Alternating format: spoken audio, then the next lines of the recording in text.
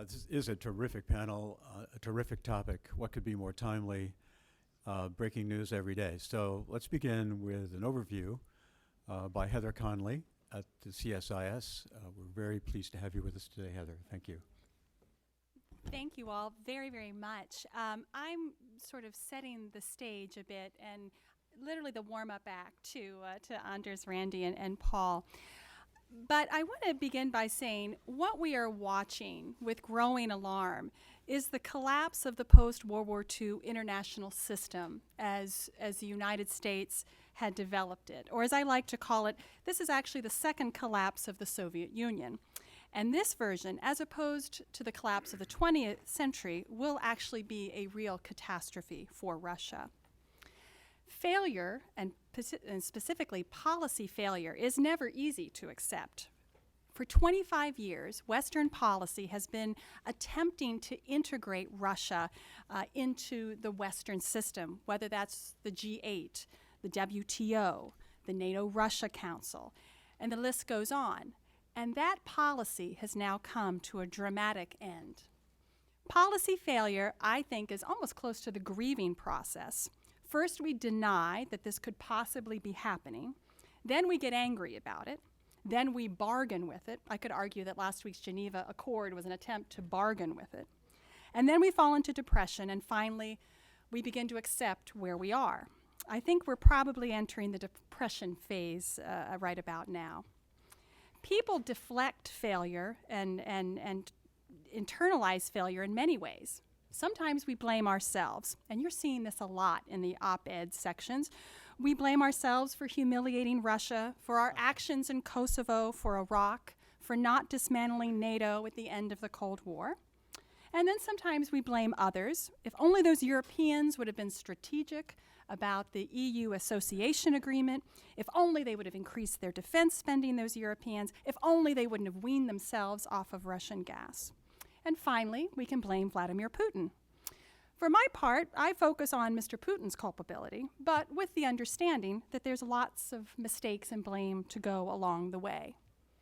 We have two big errors in policy assumptions. Our first policy assumption about globalization was proven quite incorrect. We assumed that greater economic interdependence and trade relations would supersede historic grievances.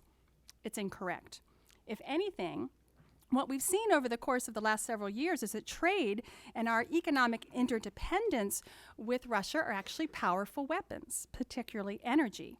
And so the energy joke goes, the closer you are to Russia, the higher you pay for your oil and gas. Now that defies the law of commercial economics, but that's where we are.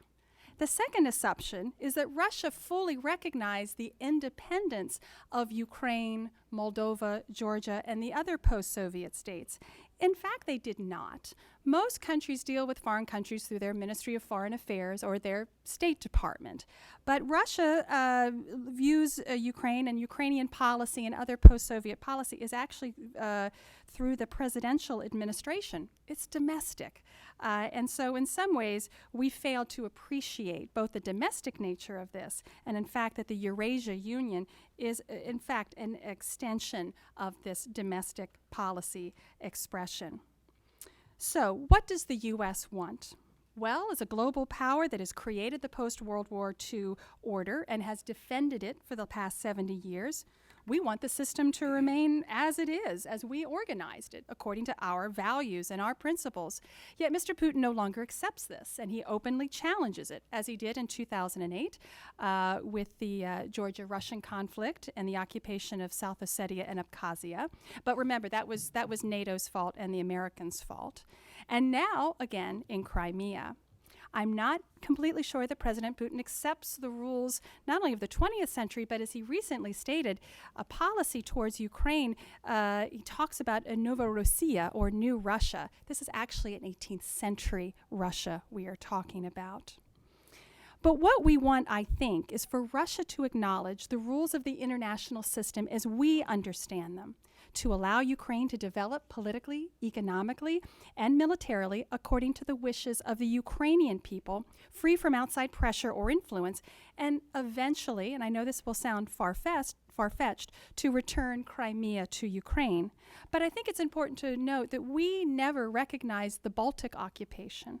It took a very long time and decades, but that turned around as well. But let's be clear, Ukraine has never been free from outside pressure or internal influence from Russia, and has had a very sympathetic but largely distracted and frustrated West that has supported its Western-leaning aspirations. So how does the West respond? First, we must decide if we wish to respond. I think this is far from clear. Lofty rhetoric and symbolic sanctions are nice, but they are an attempt to get us to the next headline. They do not constitute a new policy. And that is exactly what we must do. Formulate a transatlantic policy towards Putin's Russia and towards Ukraine, Moldova, and Georgia, those three countries in particular that do seek a Western orientation. If the West wants to defend the post-1945 international order, countries are going to have to inflict pain economically on themselves to defend this order. And it is far from clear whether Western democracies are prepared to do this. And this is exactly what Mr. Putin believes. This is the decadence of the West. And he is probably right. The U.S.-Russia reset, if you'll recall, came a mere 6 months after the Georgian-Russian conflict. We tend to get over things fairly quickly. If the West wants to defend a country's right to choose its political, economic, and military orientation, then it must do much more to support those aspirations in Ukraine, Moldova, and Georgia. But it's also unclear whether there is a willingness to do that beyond the extension of loan guarantees, election assistance, and trade facilitation. I say the next few words with great caution because with great respect to Henry Kissinger and Zbigniew Brzezinski, I do not believe Finlandization is an option for Ukraine. First, historically, I believe that Finland successfully fought and won its neutrality by beating Stalin's army. But Finland today, as a member of the European Union and one of the closest members of the Partnership for Peace in NATO, Finland today is something that Russia will not allow Ukraine to become. So in some ways, the analogy may have worked during the Cold War. It's no longer an analogy, I think, that stands. So far, and this is the part that actually, in my grieving process, I'm still stuck in the angry phase. The West is following Mr. Putin's assumptions fairly well. He may have underestimated that the Russian stock market has plummeted and there's been enormous pressure on the ruble, but he has gained so much more in popularity. And I close with this thought, and it was a very interesting article yesterday in Der Spiegel.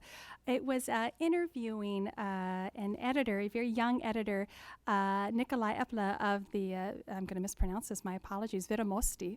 And it was one of the last, if not only, papers that's still allowed in Russia to sort of speak a little, some clarity about what is going on. I just want to leave you with a few quotes from his interview. He was talking about how much the Russian people are reading what's going on in the news according to Russian news sources and believing it. Quote, "But now many believe the reports coming out of Ukraine, and this is dangerous." He warns, "It gives you the feeling that something terrible is happening in modern-day Russia." And he notes, Russia's drift away from Europe has been happening since the 1990s, and once again Russia has turned itself into an island civilization. He believes that Putin is creating another cordon sanitaire, and he is surrounding himself with areas that are ailing economically or are torn apart by ethnic conflict. Still, the atmosphere is getting more ominous. I wonder each day if there is anyone who is capable of putting the brakes on the hysteria in our country. So I leave you with that and turn it over to Anders. Thank you. Wow, thank you very much. Anders. Yeah, thank you very much. If you have listened to Russia's Minister for Foreign Affairs, Sergei Lavrov, in the last couple of days, I would summarize his message like this. On the one hand, there are no Russian soldiers in eastern Ukraine. On the other hand, if you kill any of them, then we will invade you.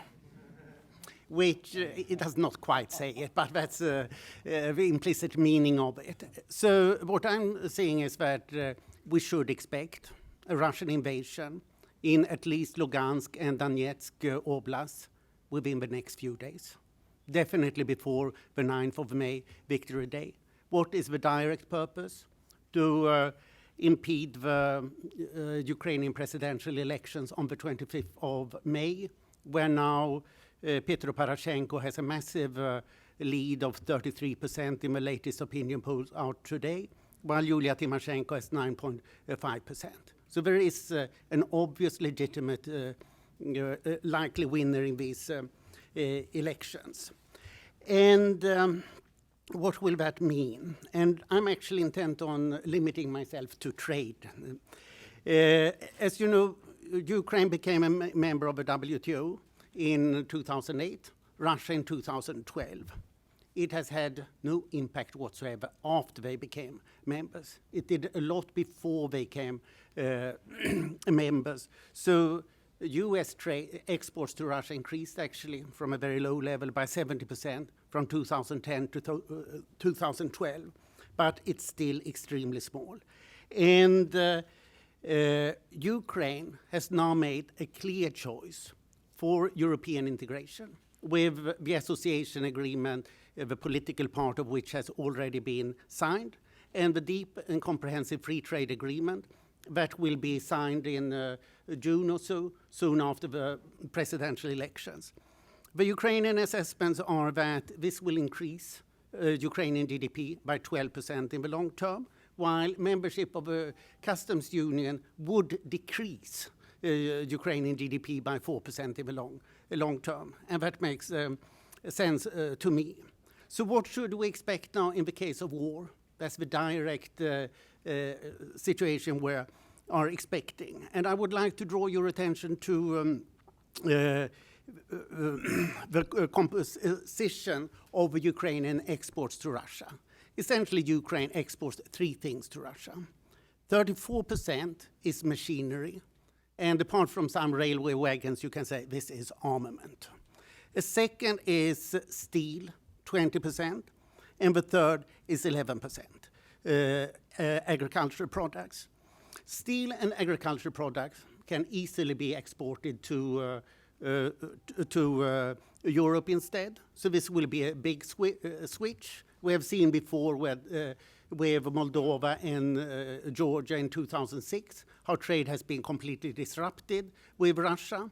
So and previously with the Baltic states. So there's a habit of shifting trade from Russia to the European Union. It should not be considered too dramatic. The interesting thing is the military-industrial complex from both sides. Traditionally, 1/3 of the Soviet military-industrial complex was in Ukraine.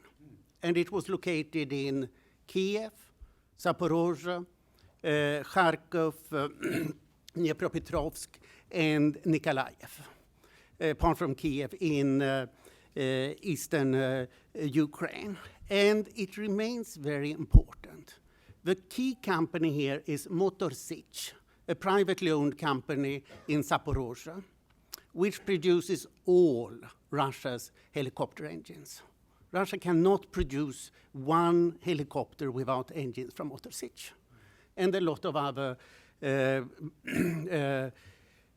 airplane engines as well. The other important company is Leonid Kuchma's old rocket factory in Dnipropetrovsk, Yuzhmash, which produces all long-distance rockets for Russia.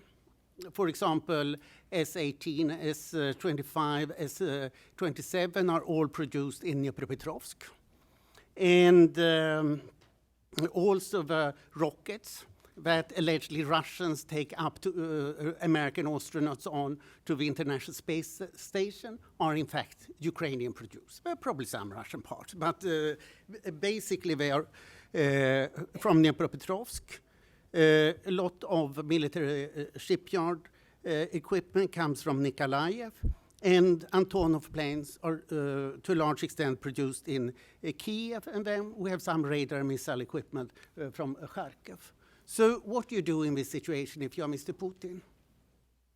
You take it. And this, I think, is a major objective for the Russian attempt now to annex. Lugansk and Donetsk are irrelevant because they are essentially doing coal and steel. They are not sophisticated engineering places. It's the other, so you have to go further. And I think that this is what we should consider. President Putin himself in December developed at length how important the helicopter engines from Motor Sich were for Russia. And he said that Russia was now going to build a factory in St. Petersburg to replace it. Well, sorry, that won't happen. And therefore, I think that we should look upon this very seriously indeed. So what does it mean more broadly? And here I'm coming back to what Heather talked about. On April 17th, when there was some irrelevant conversation in Geneva, President Putin made a much more important talk, and he introduced the concept of Novorossiya. What is Novorossiya? I asked myself, thinking I should know it, and I didn't. And my friends, who didn't know it either. So then I went to Большая Советская Encyclopedia, and they said that this was a term used from Catherine II until the revolution, but after that it was not used. Because the Bolsheviks included southern Novorossiya, in most of it in Ukraine. And then, of course, you can't talk about it. So what Russians know is Malorossiya as a derogatory term for Ukraine, not Novorossiya. So this means that Putin is, as you said, going back to the Tsarist time, to the expansion. And then we look up on the map and see what should be included. And it's approximately what I said, but probably a bit more also. And this means, among other things, that the customs union is dead now. Ukraine has killed the customs union. It's a relevant concept. Instead, it is the Russian Empire, a rebirth of the greater Russian Federation. That is the issue. And the people who are really afraid of it is the Kazakhs, because there 30% of the population is Russian. Exactly like Ukraine, Kazakhstan was given fully Russian areas after the revolution. And of course, Transnistria, and then we wonder about the Baltic states, particularly Estonia and Latvia itself, where the eastern parts are ethnically Russian. So what we are seeing is really a major disruption of the whole area. So should we discuss this in terms of trade policy? Not really. This is something completely different. And what do we do then? I've argued now for quite some time that we have two choices: either war, which is always the most unattractive choice, or very heavy sanctions. And very heavy sanctions, I would argue, can be quite effective, because Russia accounts today for only 2.9% of global GDP, 6% of NATO's GDP. And you compare this with Nazi Germany in 1938, it was 38% of Europe's GDP. So by this comparison, Adolf Hitler in 1938 is much more rational than Vladimir Putin today. So I think that the big tragedy here is really for Russia. Of course, there will be a lot of collateral damage, in particular in Ukraine, on the way. And in terms of defense expenditure, Russia has 1/10 of NATO's defense expenditure, and less efficient expenditure, because you have to take half of money for arms procurement for bribes or kickbacks, and then you can't buy so many arms.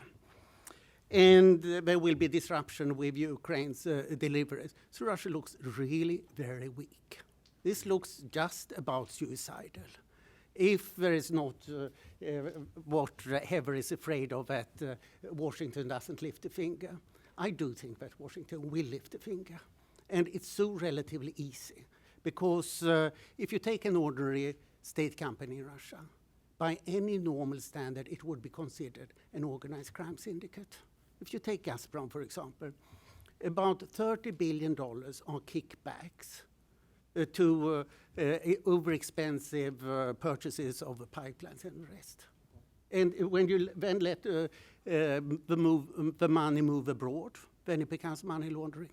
So essentially, all Russian state companies should be given the laws that are on the books in the US, which is enough, but also in Europe. They should be investigated for money laundering and cut out. Normally, if these were people, they would not be allowed to open a bank account in any EU country, nor in the United States. Why should they be allowed just because they're multi-billion-dollar companies? Makes no sense. So I think that they are on the losing end, and now one can say these things. Before Timchenko, Rothenberg, and Kovalchuk were happily sanctioned by the United States, you couldn't mention their names because they sued immediately for libel in the High Court of London. And now I can mention them, thanks to the US government. So this shows how effective the US government is when it just prints a few words on a paper. And of course, I hope that it will do much more. But I think that the financial sanctions on Russia will become very hard, and I would expect much more. Thank you. Okay, thank you. Randy, how do you feel about all that? Okay. I'm so glad Randy's here because, we have to acknowledge that we do have very serious business interests, commercial interests in Russia, and that point of view really needs to be emphasized. Right, and I want to thank Georgetown for organizing this. I think even before the crisis, any public discussions on the commercial environment with Russia were challenging. And because there's so much misunderstanding, I think there's a lot of emotion that surrounds our relationship with Russia, certainly in the current environment. But I think also many points are often overlooked. So when Bob called to ask us to represent business in today's discussion, we really felt it was important at this point to contribute to the discussion. So I've been asked to give you some insights to how business is approaching the current environment and what the implications are for business. So that's what I'll try to do. And I thought I'd open with how we began this year. Despite the unpromising economic trajectory that we saw in Russia as we came into 2014, we began 2014 with a promising agenda. And I'll give you some examples. First of all, pretty early in the year, we had the visit of the Minister of Economic Development of Russia, Mr. Lyakayev. And we really saw it as re-energizing the commercial agenda. It was the first official meeting between Secretary Pritzker and Minister Lyakayev. There were several Russian governors that came, and where there was a lot of discussion about building out our regional and state agendas in terms of development, investment, trade.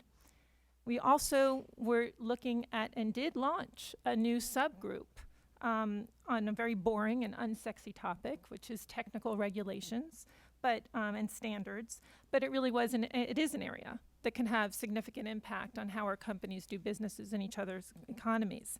And then, of course, there was a tremendous amount of positive energy around the possibility of the launch of bilateral investment treaty negotiations, which really, while we were up here on the Hill very forcefully leading the Coalition for U.S.-Russia Trade and an effort to ensure permanent normal trade relations with Russia to take advantage of Russia's WTO accession obligations, I think many of our companies were really interested in seeing the big prize as a bilateral investment treaty. So that being taken off the table was certainly disheartening.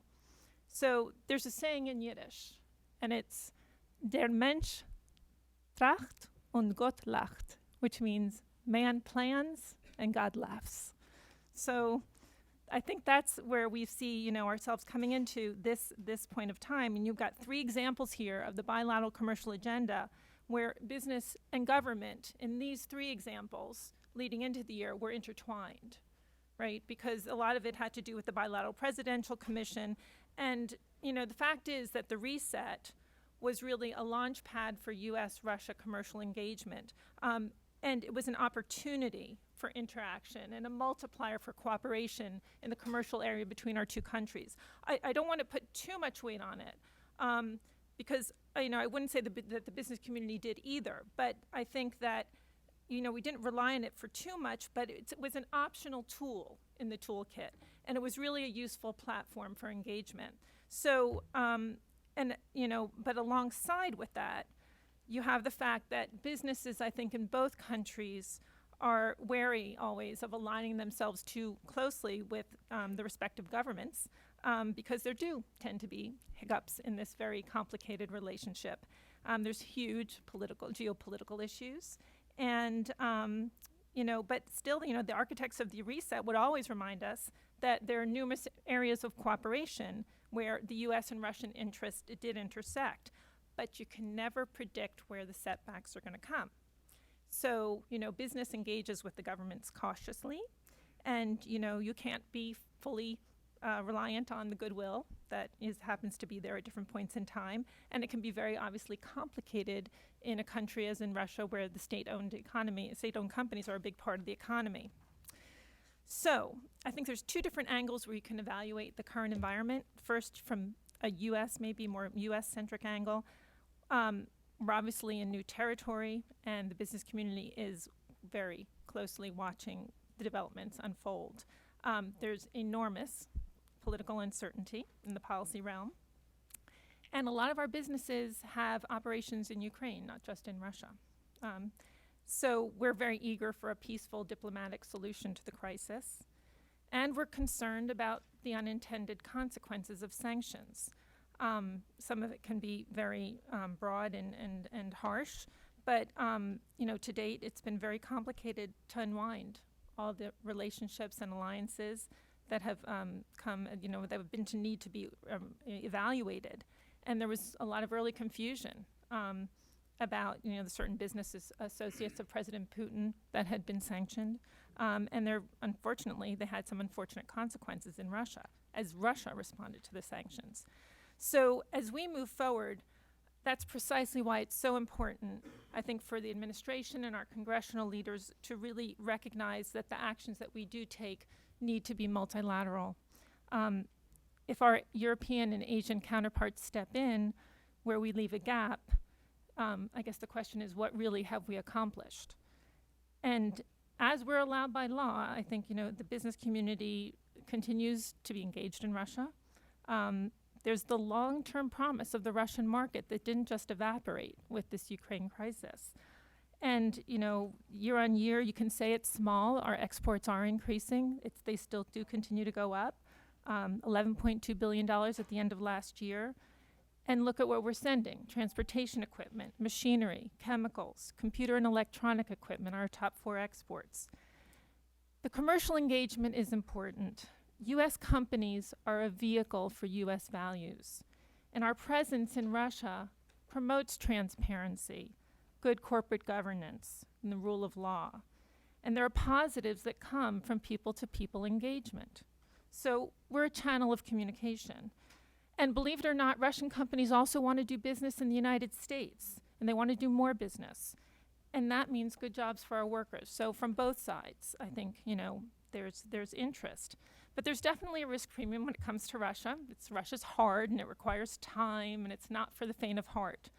And companies approach the market with their eyes wide open.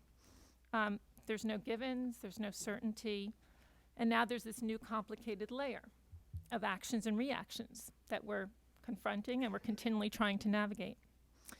So, we spent a lot of time up here talking about a level playing field with the Europeans and our Asian counterparts during the PNTR campaign, as I said earlier. And, that was a key concern as Russia entered the WTO. And we wanted to have the same tariff concessions. We wanted to have the same market opening measures. And now we're on the flip side. The opportunities are still there for the long term, despite even the current economic weak fundamentals. But, there is a complicated geopolitical situation on the ground. And, the political responses, as our leaders have acknowledged, are limited. But unilateral sanctions are also complicated. So, what we've been concerned with is, and what we've been doing is offering ourselves up as an information platform and trying to ensure that the administration understands that what our companies' profiles are in Russia and the impact of any actions that they might take. If you look at Russia, on the Russia angle, of course, growth is down. They may be moving into recession this year, looks pretty likely. The economy already shrunk 0.5% in the first quarter if you compare it to the last quarter of 2013. And, I think it's what they're even projecting is zero growth or, possibly contraction in the second or third quarter. And I think, Anders, you've referred to publicly even more dire numbers that are out there. But yesterday, it was interesting that Prime Minister Medvedev mentioned a triple pressure on Russia's economy. He talked about the unstable world economy. He talked about an unfriendly foreign policy of several leading countries. And he also talked about Russia's own limitations. So what are the Russians' responses to this? One seems to be to spend their way out of this, ignoring the concerns of their own Ministry of Finance regarding inflation and capital outflow. And of course, it would be helpful to see some needed productive investments there. And the other thing they talk about is import substitution and self-reliance. So it remains to be seen, I think, whether the domestic banking sector can pick up the financing of Russian corporations. Russia's got more than $600 billion of foreign debt.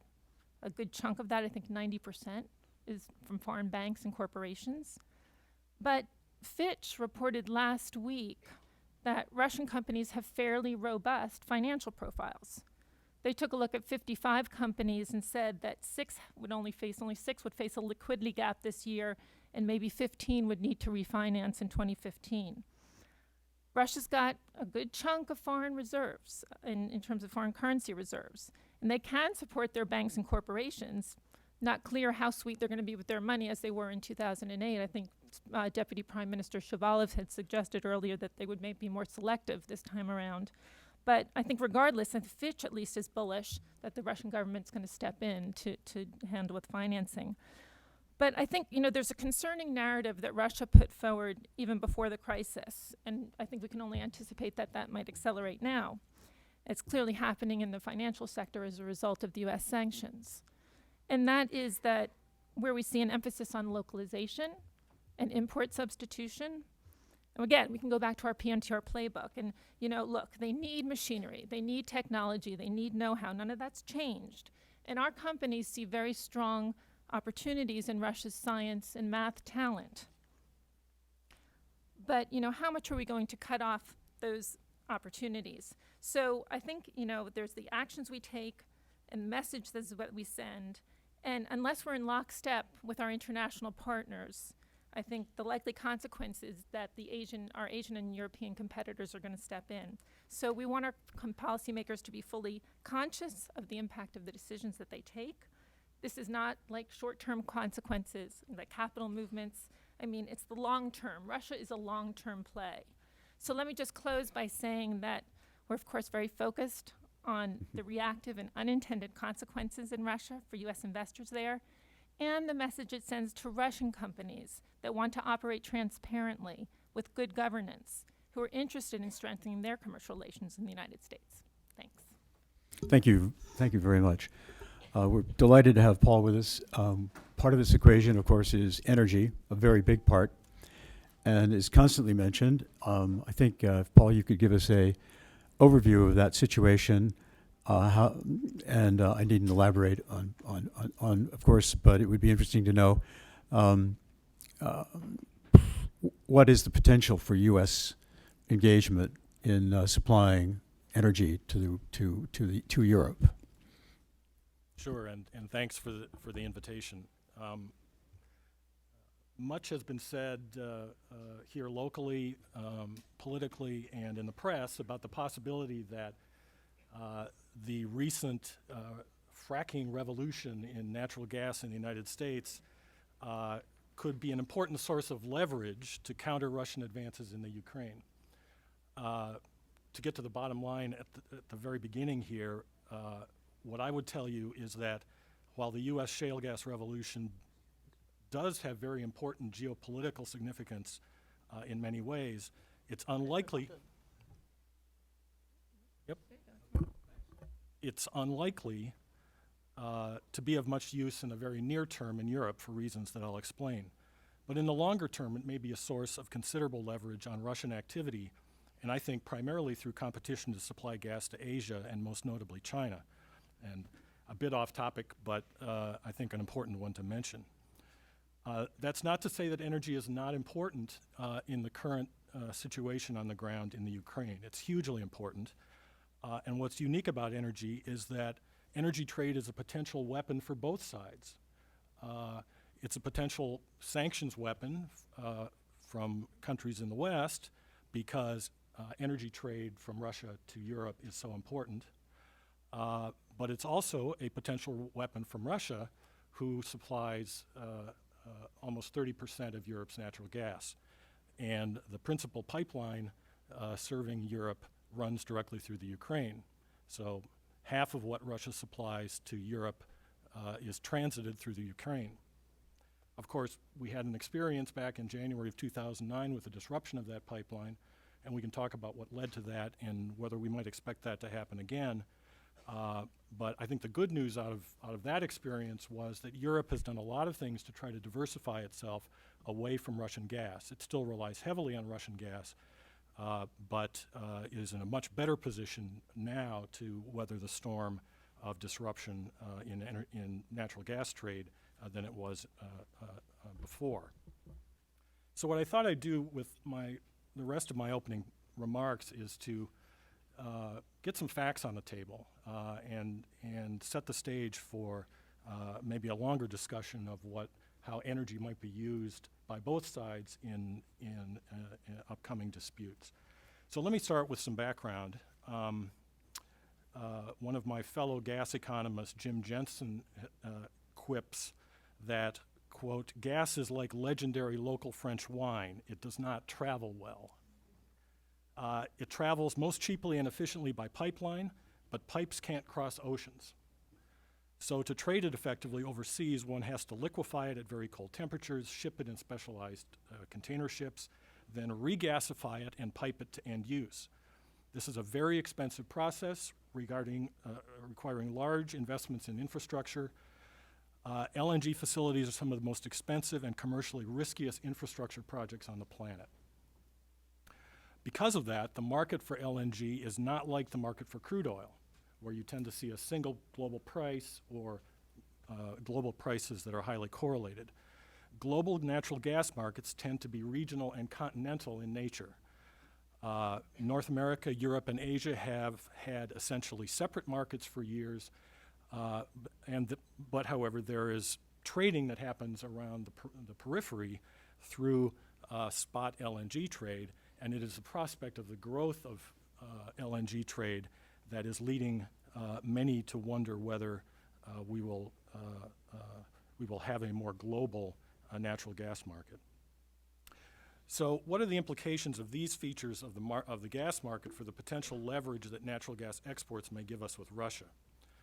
Well, as I mentioned, in the short run, the prospect for LNG exports from North America doesn't really mitigate much of the threat of supply disruption in the current situation.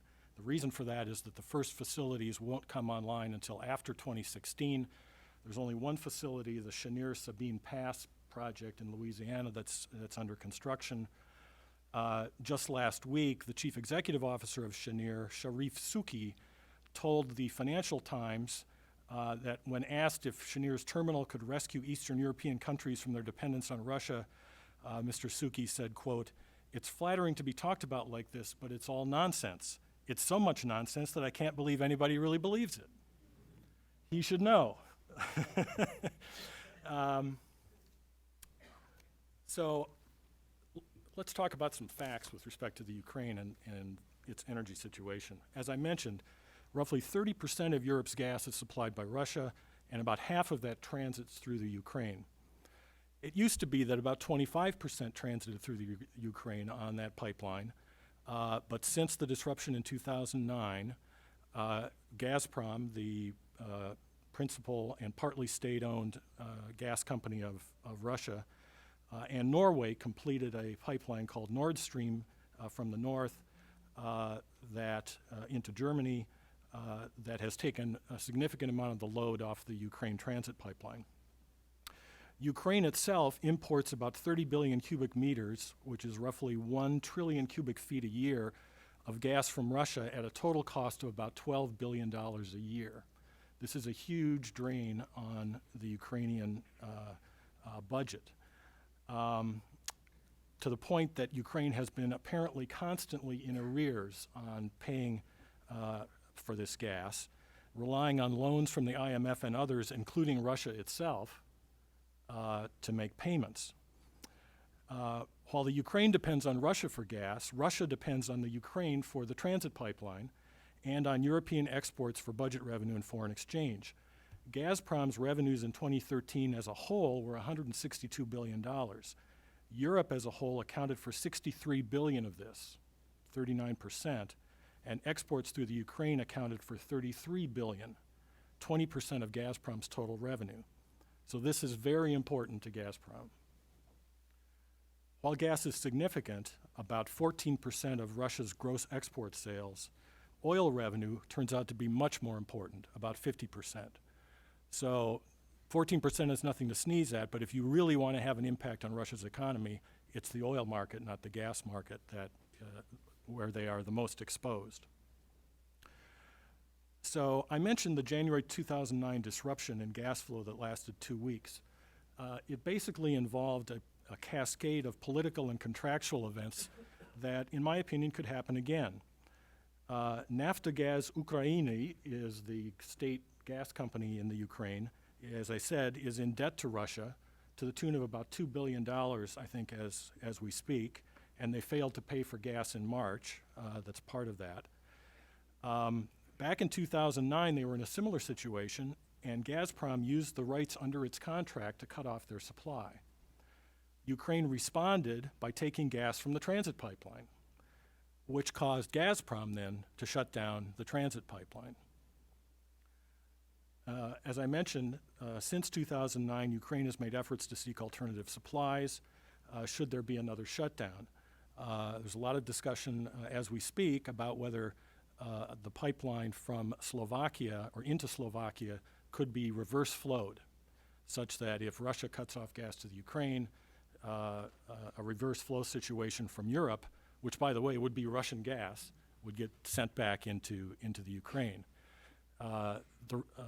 Gazprom claims that that's illegal, but the European Union has been quite clear that it would support a reverse flow, and under European Commission natural gas liberalization rules, it's possible to resell gas anywhere within Europe.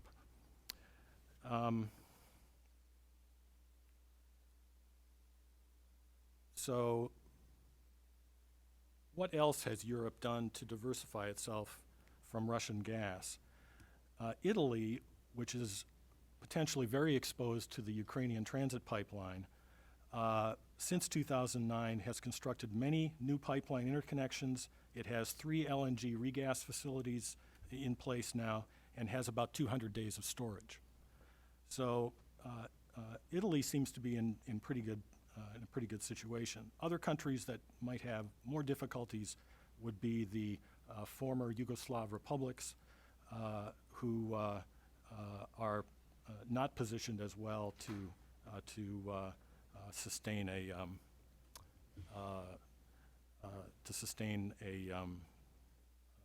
response to the shortage. So with that, I will conclude.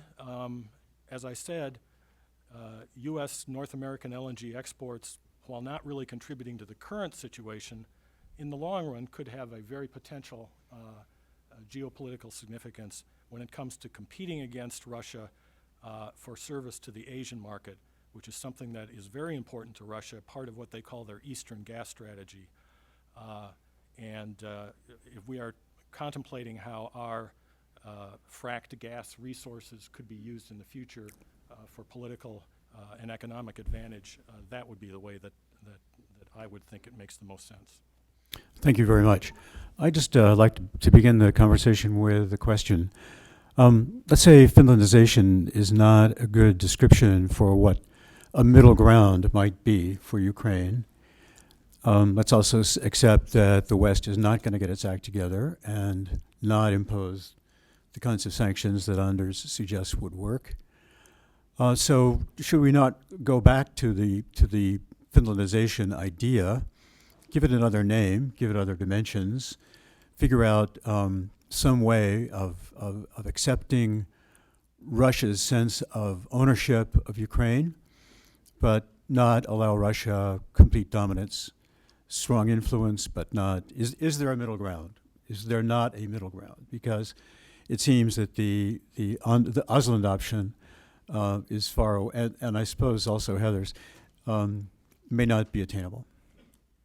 I think the one thing we are forgetting that what has happened after the annexation of Crimea and now the slow annexation of eastern and potentially the rest of southern Ukraine is that Moscow has now created a country on its borders with strong growing nationalism and anti-Russian sentiment.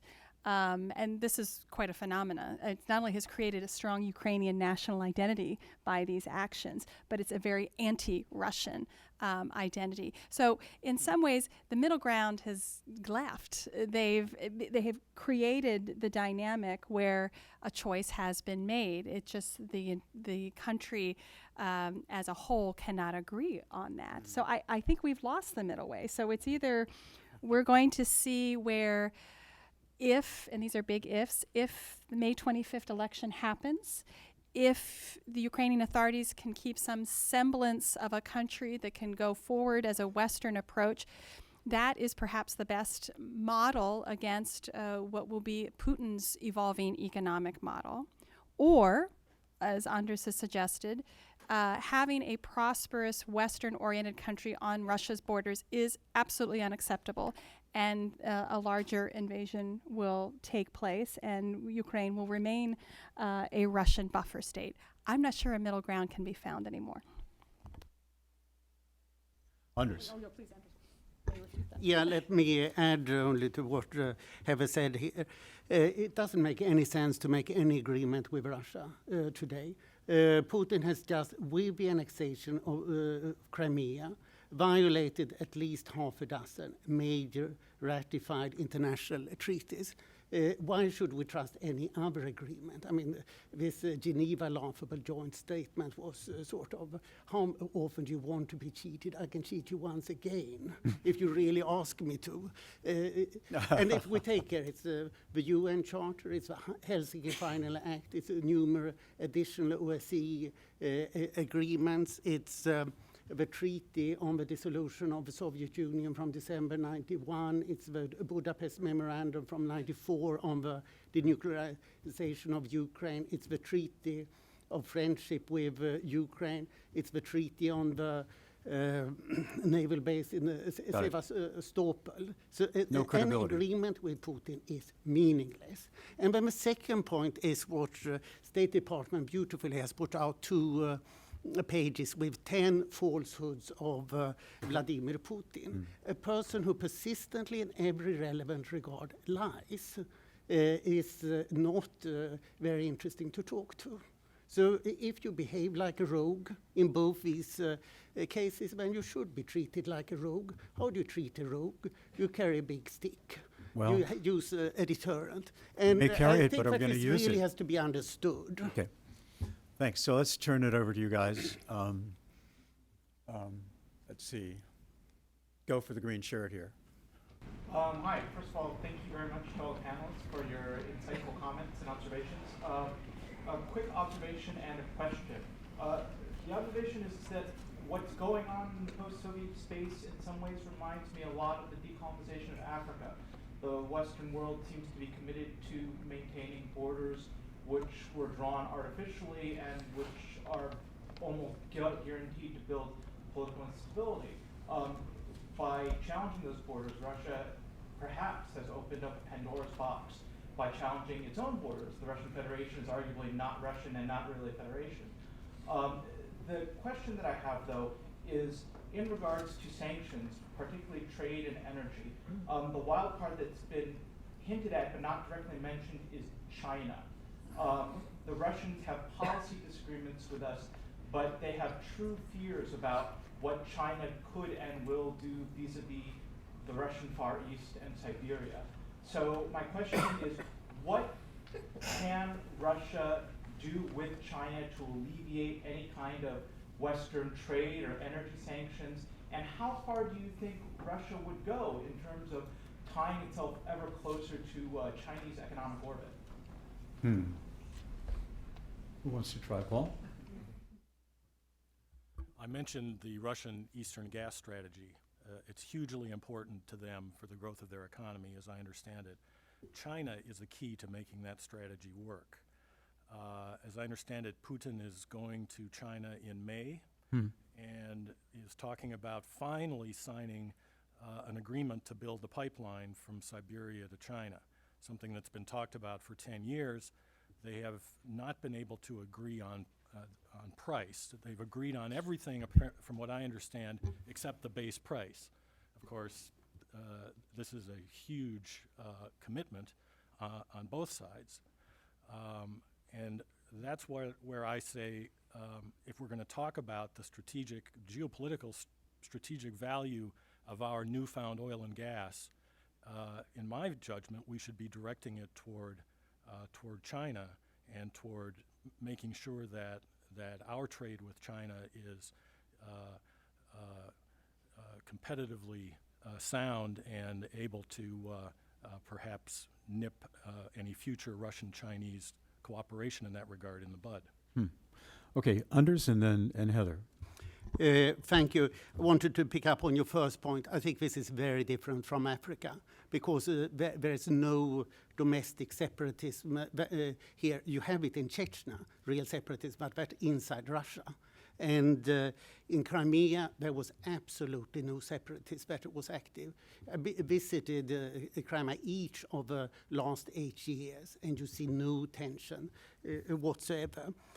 The real parallel, it's really with Saddam Hussein's annexation of Kuwait in 1990 and Nazi Germany's annexations in 1938 and 39 of Austria, Sudetenland, and Memel. So this is aggression rather than domestic tensions. And just very, very quickly, China is watching this incredibly closely, and they are very uncomfortable. The supremacy of territorial integrity is key to their own domestic and regional approach, and this blows a hole through it. But on the other hand, they see great opportunity, and we'll certainly see where that economic opportunity can be exploited. But I think we have to be very leery or wary of a Russia-Chinese condominium. Both sides have historic tensions towards the other, and I don't necessarily see that coming out. But you're right, Pandora's box is what this does suggest. And this is what, my original remarks on getting back to the international system. We have a system with flaws, but it is a system. If we start suggesting that no longer is the system that we're going to follow, treaties are meaningless, ethnic peoples can be defended wherever they are, we have now gone to law of the jungle. And so that's sort of where we're on the precipice of. And you can either say, that's not a big deal, Ukraine was Russia's anyways, or you can say, this is just the start of something much more geopolitically significant, then you take different actions.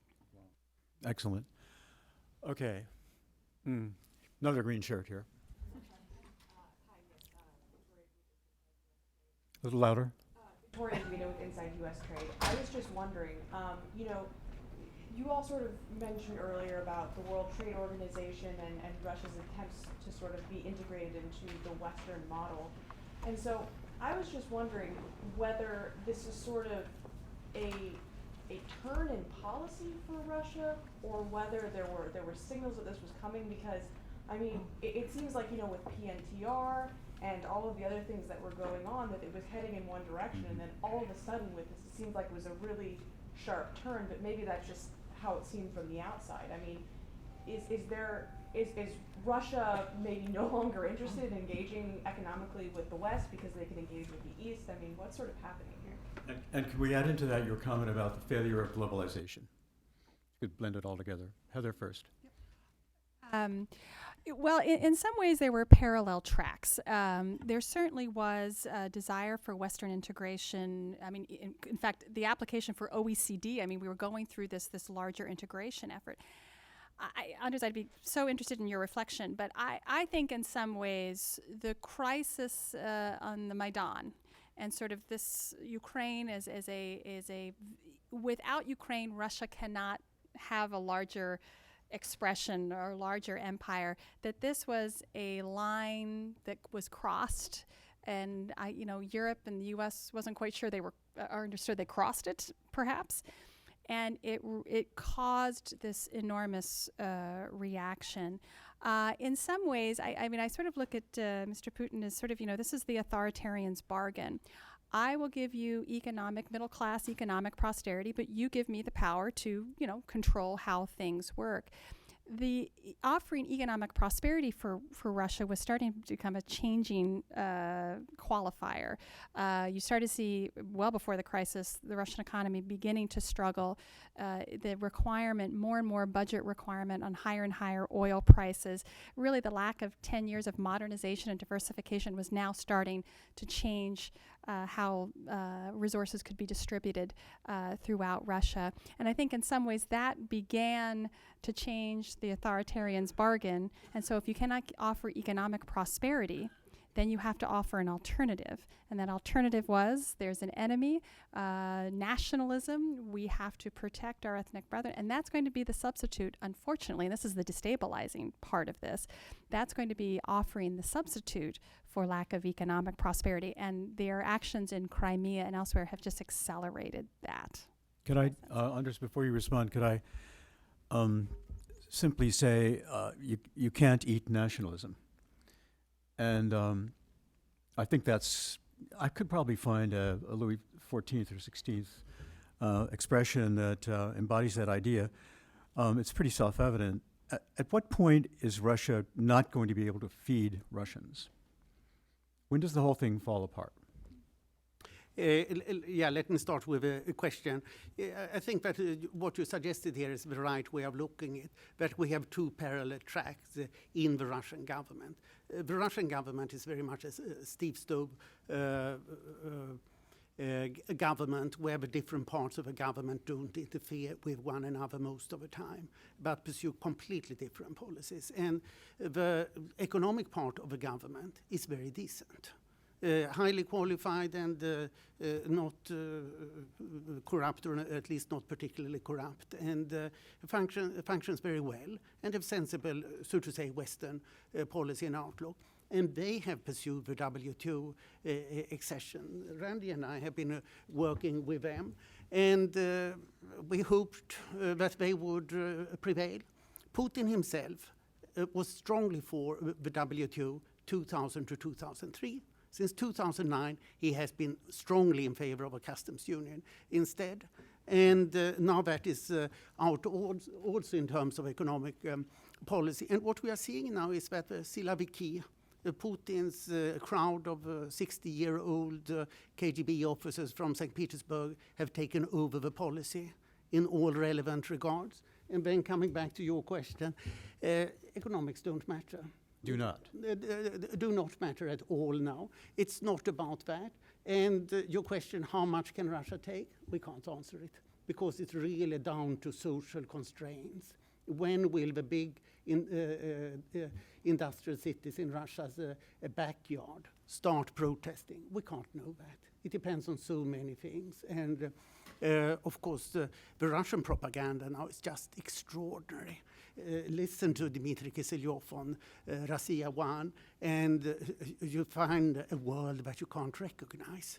And this is what Russians are encountering now. And they were used to have quite good official television, and all of a sudden it lies persistently all the time. So it's very difficult to understand, know for how long will people take this? When will they say enough is enough? It will take quite some time, and I dare not predict when. So on specifically on trade policy, Stephen Abernathy at St. Gallen has done a very nice study of the G20 countries. Last year, Russia undertook 1/3 of the protectionist measures of the G20 countries. So immediately after Russia got PNTR, it decided to become as protectionist as it really wanted to be. You can say that this is normally the consequence of joining the WTO. You do the efforts in order to join the club, and afterwards you can relax. But Russia's gone rather far in that direction. Randi, I'd like you to comment. Yeah. I was just going to add that I think that, there is a dichotomy, and as we're looking at Russia interested in OECD and WTO and the G8 and engaging and having that respectability, there's also was, in the middle of our WTO negotiations, this push all of a sudden for the customs union, which very much complicated that. And, I think there's arguments as to, who was involved in that decision making and where that came from versus, the path that we were on. I'd also say that Russia seems to continue to want to use the system, and you can look at it as you'd like, but they did file a WTO, a paper yesterday in terms of the sanctions that were made, and so they're looking at the U.S. actions as a violation and not looking to go to dispute settlement, but at least looking to have conversations about what under the violations they say of the GATT services agreement. What these implications are of these sanctions. So they want to use the system, they want to operate outside the system. It's an interesting dichotomy. I saw somebody else over here earlier. Go ahead. Hi, Svetlana Rykova from Georgetown University. Thank you. Sorry, couldn't hear. Svetlana Rykova from Georgetown University. Thank you for your presentation. So, Mr. Åslund, you mentioned that it's not about trade, right? This crisis. I just wanted to say I come from Donetsk, and from what I hear from people on the ground, it's very much about trade, because 60% of the region's trade actually goes to Russia. So what scenarios do you envision for the region? Also, the second question I have about federalization. You mentioned that Russia has an intention to annex, right, the east of Ukraine. Well, there are some people who think that it's more interested in federalization of Ukraine, so it would get leverage on the energy trade. What do you think about this idea? Thank you. I didn't understand the last part. So, do you think federalization is something that is in Russia's interest, the federalization of Ukraine? Thank you. Go ahead. Yeah, it's not the people in Ukraine or in Donetsk who decide what Russia is doing. It's Russia that is the actor. And otherwise, Zelyony Chilavyetsky, the little green man that we know are Russian special forces, are the real force. We know since long that there is a strong sentiment in eastern Ukraine in favor of a customs union, in favor of cooperation with Russia, which is natural not so much in Donetsk and Lugansk as it is in the military, industrial, and machine-building parts of eastern Ukraine, because they export to Russia, and if they don't export to Russia, there won't be a market. So there, of course, there is a trade aspect, but that's not the real one. What we are seeing now is a Russia supremacy. Coming then to your federalization issue, I worked as an economic advisor to the Ukrainian government 94-97, and what is infuriating with the Ukrainian government is that it's extremely centralized.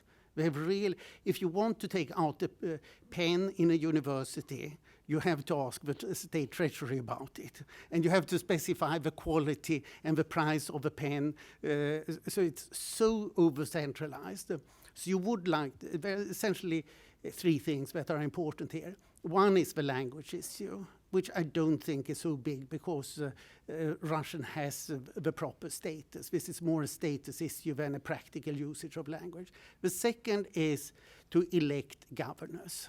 And this was happened for a short time in 94, that governors were elected. It should be done. And the third is what I'm mostly dealing with, budget and finance issues, that there must be more decentralization in the financing. But then you come to what does federalization mean? Well, what Russia wants is that each oblast should have a right to declare itself independent, to join Russia, and to have an independent foreign policy before that. So the Ukrainians normally deny the word federalization for this reason, while they would accept the 3 points that I made before as simply a decentralization of power. So if Yatsenyuk would prevail, the current prime minister, I think that is what is likely to happen. So I'd like to go back to something that I thought very provocative that Heather said at the outset of her comment, and that is that Putin is on a disastrous course for Russia. Is that about right? And asked the panel, including Heather, when's the disaster going to strike? I'm trying to get to action-forcing events here. No, well, we don't know. I guess as I try to figure out how this story concludes, or what are the likely paths, who's going to give on this right now? I think for President Putin, this is now existential, which is why there's been such a dramatic consolidation and suppression of democracy, any opposition. Everyone is a traitor to the state now. If you even dare utter something, I mean, we hear expressions that this was not even like this in Soviet times. This is really a dramatic tightening, particularly in the urban areas. So it's not that he's going to wake up one day and go, boy, I blew it. I made a big mistake. The economy's in shambles. I've got to do a U-turn. I don't know how he unwinds himself. And then the West actually has the more dynamic of choice. It can decide to confront this in a longer-term plan of increasing financial Western technology isolation. Will continue to buttress NATO and place more forces and reinforce Poland and the Baltic states and repurposing NATO. And then we sort of, it's an attrition issue. How long do both sides do this? Or the West says, boy, okay, it's yours. I'm not interested in pursuing a painful policy. And we'll try to figure out a new normal as we work our way through this. Those are the paths. But I don't see where all of a sudden Western investors, particularly if Russia or Gazprom decides to shut off the gas the third time to Europe. Europe right now is running away from Russian gas, trying to diversify sources. And Europe is Russia's most important market right now. That is where its financing is coming from. So all of these indicators suggest to me that this does not turn out well. How long it could take decades. I mean, President Putin could be president until 2024. He's going to outlast many American presidents, potentially. So this is why we have to put forward a very durable transatlantic policy. And to Randi's point, we can't do this by ourselves. This only works by a coalition of like-minded countries that are going to enforce this long-term policy. But I don't see how this ends. And unfortunately, this is yet another missed opportunity for Russia to modernize, diversify, and develop its economy. And in light of a very dim demographic picture that will be coming to the forefront as well as to Europe, all the signs are quite unpromising. I'm sorry to end on a pessimistic note. Okay. Anders, I have a question over here. Yeah. Well, Russia today is very reminiscent of the Soviet Union around 1980. Weak, economically stagnant, no reform as far as anybody can see, no technical development, no creative destruction. But that society and system lasted until 91. I think this will go much faster for two reasons. One is this mad war that Putin seems determined to start in Ukraine. Now, I think that can bring him down pretty fast. And Russia is now highly dependent on global finance. Randi mentioned the high dependence on international finance. Russia's total debt is $730 billion. Almost $400 billion of this is public money. Russia has $477 billion in international reserves, but they can be frozen. Lots can be frozen. So this Fitch analysis, I don't really believe in. Russia's big problem is that it doesn't have law and order, so that it can have a financial center at home. Therefore, it has it in London. I elaborate on this in the Moscow Times article today. So I think that we will see much bigger economic problems, and I think that they will then result in bigger social problems that will have a political effect. But the answer is the same as we can't know, but I think it will go much faster. Randi, disaster? I can't. I won't go out of the commercial lane here. I'm not going to get into the geopolitics and the predictions and the crystal balls. But I guess when we look at the Russian economy, I mean, again, 9th largest economy in the world. This very dynamic. I mean, yes, you have these Rust Belt companies that are predominant in the economy, but there's a lot that's going on. I mean, it's going to be Europe's largest consumer market, in the next several years. And as we look at it, in terms of the science and the math talent that I referred to earlier, and the interest in, I think, in Russian universities, they have, there's a lot of incubator work that's going on in the universities. They're coming over to the United States. They want partnerships. And we could, I guess, there's where are they going to turn?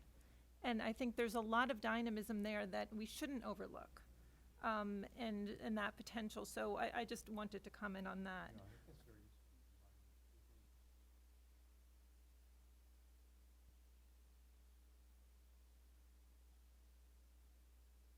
Well, thank you. And that may not be accurate. Paul, do you want to comment about disaster from an energy standpoint? So I don't see an energy war disaster here. I think the interest on both sides is so strong to keep that trade going that unless we do something in the West via sanctions or something that would have an effect on Gazprom, I don't see that happening. I don't see the Europeans supporting anything like that. They rely on Russia for gas. Gazprom just got together with its Austrian counterpart OMV this week and announced that if there was a disruption in the Ukraine, Gazprom would still get all the gas that Europe needs from them to Europe through the other pipelines that I mentioned. So I think there's enough interest on both sides to keep that trade growing that a disaster is not in the cards. Well, Anders. Yeah, let me disagree. The Polish Prime Minister Donald Tusk had an article in the Financial Times and said that Europe has to make itself independent from Gazprom. It has to change its policy. Since 2009, Gazprom's export to Europe have fallen by 1/3. The European Commission has now one big a case against Gazprom, which will a priori lead to a fine of Gazprom of $15 billion, and that Gazprom has to abandon its whole business model in Europe. At the same time, in parallel, the European Commission is imposing the third energy package, as it's called, which will force Gazprom to sell its pipelines in Eastern Europe. So what I see is a full war from Europe against Gazprom, only that it's a slow war because meanwhile we are dependent on Gazprom.